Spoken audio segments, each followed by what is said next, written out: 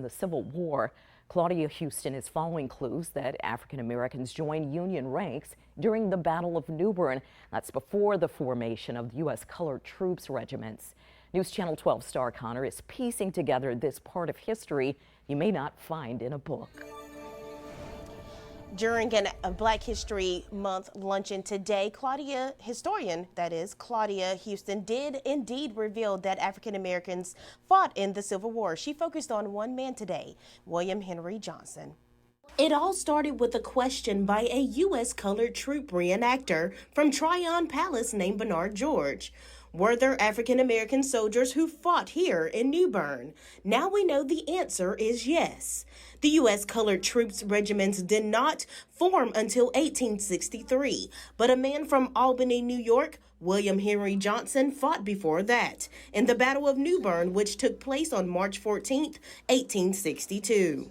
So what people don't realize, black people fought in every war this country has had, every war, including the Revolutionary War. Allen is a U.S. colored troop reenactor, and he and others say they knew the stories had to be true. New Bern was the center of Civil War recruitment here in the state of North Carolina. Yes, some of the first black troops in the South were raised right here in New Bern, North Carolina. New Bern is the best kept secret in North Carolina as far as its history and heritage. My grandfather told me this story when I was a young lad of 12 or 13 years old. He told me that his grandfather fought for the Civil War, fought in the Civil War rather, and he fought for the Union here in North Carolina. Historian Claudia Houston told the amazing journey of how Johnson ended up fighting here in New Bern.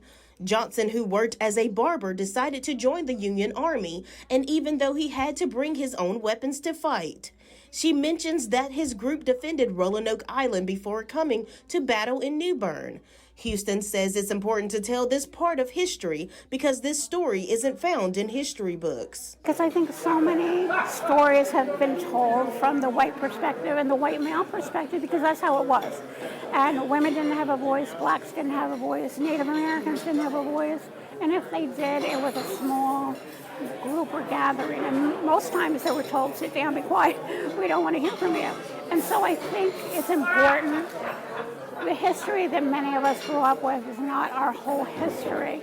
Houston was able to learn about Johnson's existence through personal book logs he kept, writing his travels during the war, including when he and his group crossed the Neuse River. Now, Houston believes that there were two more African American men who fought along with Johnson here in New Bern, but that has yet to be confirmed. In the newsroom, I'm Star Connor for News Channel 12. Fascinating story. Thanks, Connor. Well, Star, rather. Great news for the